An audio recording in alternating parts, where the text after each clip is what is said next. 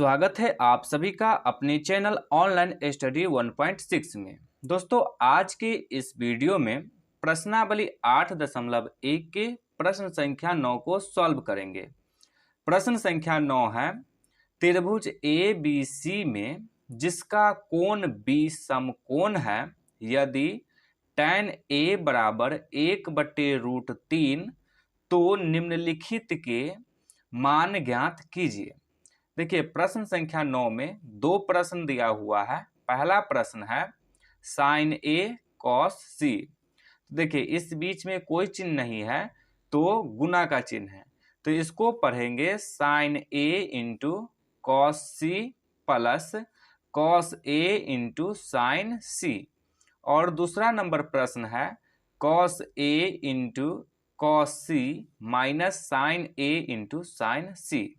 अब प्रश्न को पढ़ते हैं तो देखिए प्रश्न है त्रिभुज ABC में, तो यहाँ पे क्या कर रहा है कि त्रिभुज ABC यानी कि हमें त्रिभुज ABC बनाना है। ये त्रिभुज का नाम हो गया जिसका कोण B समकोण है, यानी कि हमें समकोण त्रिभुज बनाना है।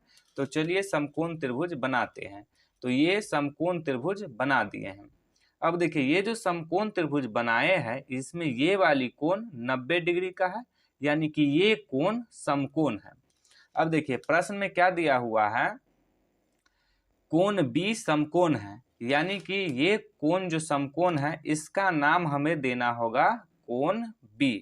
अब देखिए त्रिभुज हमें क्या बनाना है ABC, यानी कि हमें ये कोण को और ये कोण को दोनों में से किसी भी कोण का नाम हम A और किसी भी कोण का नाम C दे सकते हैं। तो चलिए हम इस कोण का नाम दे देते हैं A और इस कोण का नाम दे देते हैं C। तो नाम तो दे दिए। अब देखिए आगे प्रश्न में दिया हुआ है यदि tan A बराबर 1/√3, तो ये प्रश्न में दिया हुआ है। तो पहले लिखेंगे दिया है, लिखेंगे दिया है। क्या दिया हुआ है, tan A बराबर 1/√3। अब देखिए tan A का फॉर्मूला होता है, यानी कि सूत्र होता है लंब बट्टे में आधार। तो यहाँ पे लिख देते हैं फॉर्मूला को, लंब बट्टे में आधार। यहाँ पर देखिए फॉर्मूला इसलिए लिखे हैं कि देखिए tan A का जो फॉर्मूला है इसमें बट्टा के ऊपर लगता है और प्रश्न में जो tan A का मान दिया हुआ है इसमें बट्टा के ऊपर 1 है। तो यहाँ जो है इससे हमें यह पता चल रहा है कि लंब का मान 1 है। ठीक उसी प्रकार से आधार का मान √3 है। तो चलिए अब समकोण त्रिभुज में आते हैं। यहाँ पे हम कौन से कोण का उपयोग करने के लिए बोल रहा है, तो कोण A का। तो कोण A ये वाली कोण है। तो हम लोग जानते हैं कि समकोण त्रिभुज में जिस कोण का उपयोग करते हैं उसके सामने वाली भुजा लंब होता है, यानी कि कोण A के लिए ये वाली भुजा लंब है। तो लंब का मान कितना है 1, तो यहाँ पे लिखेंगे 1। और समकोण त्रिभुज में समकोण जो कोण होता है उसके सामने वाले भुजा कर्ण होता है। तो ये कोण समकोण है, तो इसके सामने वाले भुजा ये है, तो ये हो जाएगा कर्ण।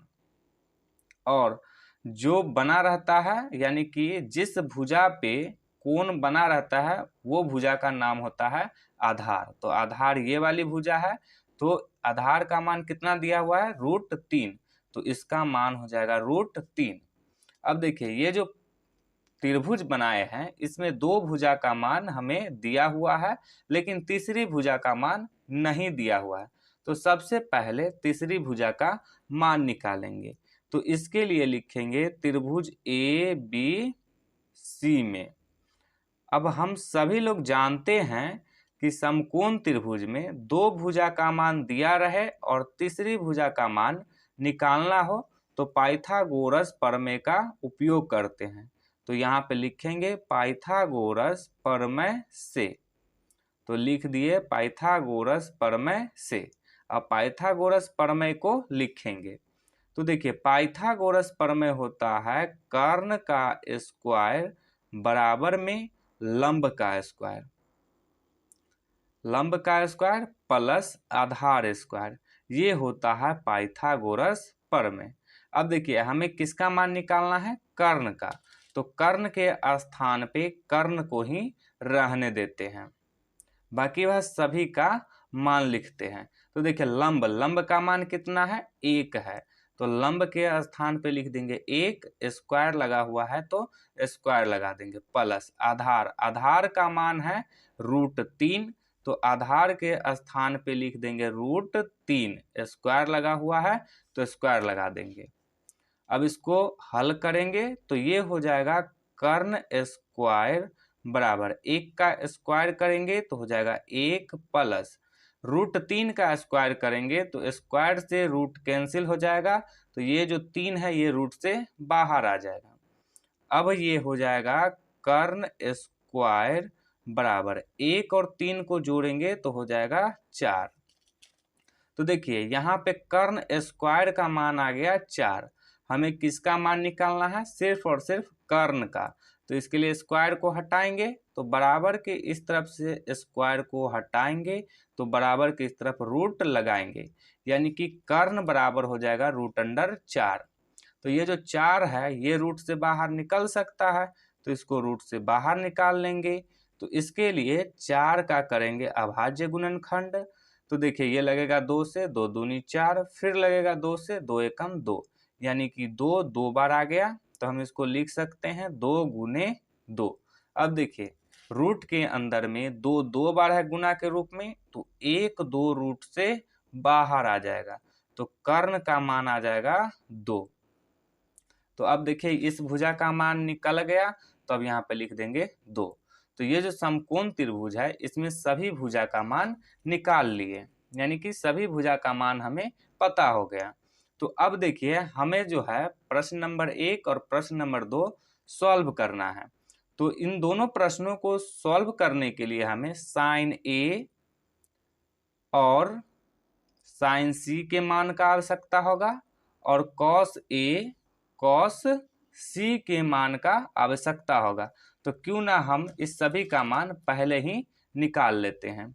तो इसके लिए अब लिखेंगे साइन ए बराबर, तो देखिए साइन ए का सूत्र होता है लंब बट्टे में कर्ण। तो देखिए कोण ए के लिए लंब का मान कितना है 1, तो यहाँ पे लिखेंगे 1 बट्टा, कर्ण का मान कितना आया है 2, तो 1/2, साइन ए का मान आ गया 1/2। अब निकालेंगे साइन सी का मान, तो पहले क्यों नहीं कॉस ए का ही मान निकाल लेते हैं, तो यहाँ पे लिखेंगे कॉस ए। अब देखिए कॉस ए का फॉर्मूला होता है, यानी कि सूत्र होता है आधार बट्टा में कर्ण।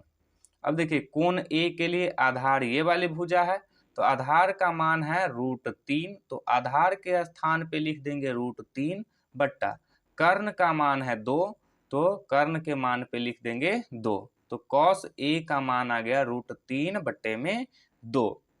अब साइन सी का मान निकालेंगे, तो देखिए साइन यानी कि ये जो त्रिकोणमितीय अनुपात है इसका फॉर्मूला होता है लंब बट्टे में कर्ण, तो इसीलिए साइन सी का भी फॉर्मूला हो जाएगा लंब बट्टे में कर्ण। अब यहाँ पे समझिएगा कि कोण सी ये वाली कोण है, तो समकोण त्रिभुज में हमें इस कोण का उपयोग करना है। तो समकोण त्रिभुज में जिस कोण का उपयोग करते हैं उसके सामने वाली भुजा लंब कहलाता है, यानी कि कोण सी के लिए लंब हो जाएगा ये वाली भुजा, आधार हो जाएगा ये वाली भुजा।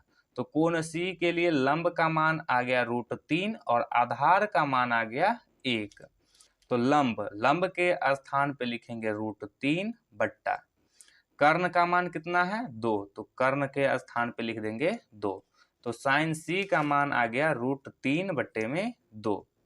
अब कॉस सी का मान निकालेंगे, तो देखिए कॉस सी का फॉर्मूला होता है आधार, आधार बट्टा में कर्ण। अब देखिए कोण सी के लिए आधार का मान है 1 और कर्ण का मान है 2, तो आधार के स्थान पे लिख देंगे 1 बट्टा कर्ण के स्थान पे लिख देंगे 2, तो कॉस सी का मान आ गया 1/2। तो इस सभी का मान निकाल लिए। अब पहले नंबर प्रश्न को सॉल्व करते हैं। तो पहले प्रश्न को लिखते हैं।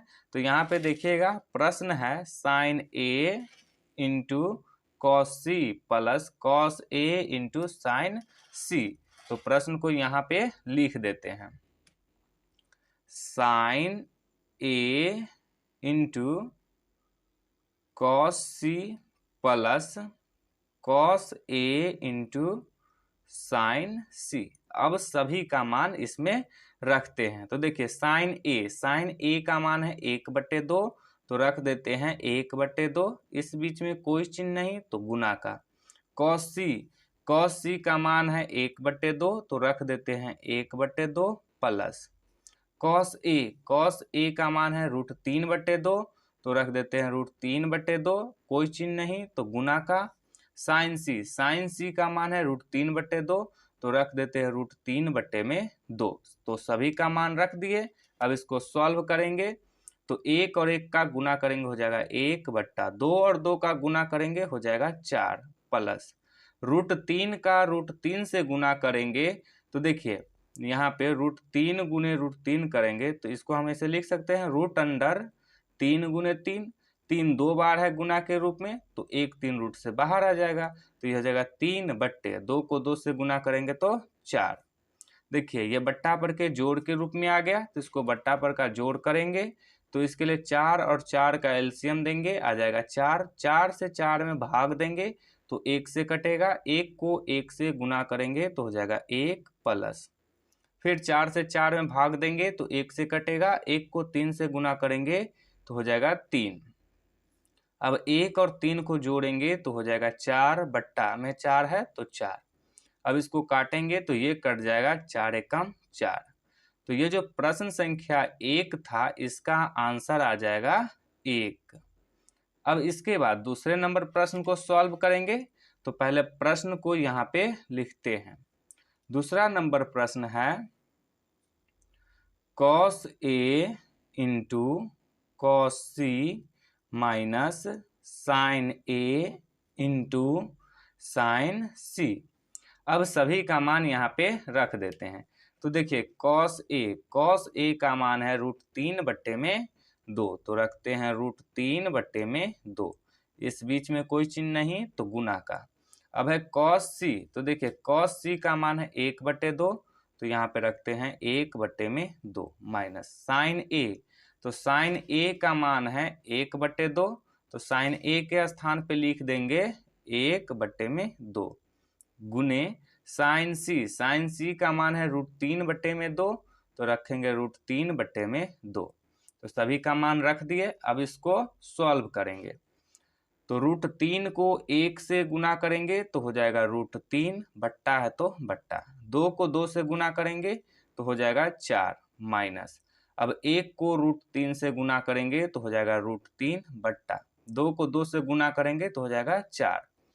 अब देखिए ये भी बट्टा पर के घटाव के रूप में आ गया, तो इसको बट्टा पर का घटाव करेंगे तो 4 और 4 का एलसीएम देंगे, आ जाएगा 4। अब 4 से 4 में भाग देंगे, 1 से कटेगा, 1 को √3 से गुना करेंगे तो हो जाएगा √3 माइनस, फिर 4 से 4 में भाग देंगे तो 1 से कटेगा, 1 को √3 से गुना करेंगे तो हो जाएगा √3।